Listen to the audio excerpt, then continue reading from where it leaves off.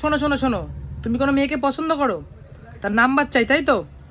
Direct গিয়ে number চাবে না, তুমি তার কাছে যাও একদম জেন্টালম্যানের মতো, গিয়ে ডাইরেক্ট বলো, চোখের দিকে তাকিয়ে বলো যে তোমার ইনস্টা আইডিটা দেবে।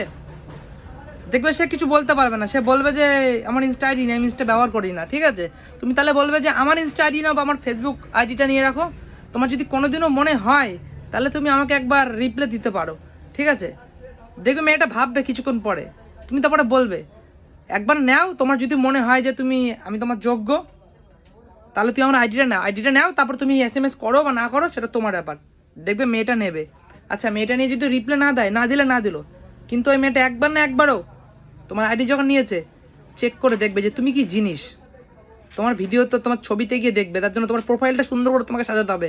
তাহলে কী করতে হবে? কোনো মেয়ের ডাইরেক্ট নাম্বার চাওয়া যাবে না, ইনস্টাগ্রাম আইডি কি ফেসবুক আইডি যেতে হবে, ঠিক আছে?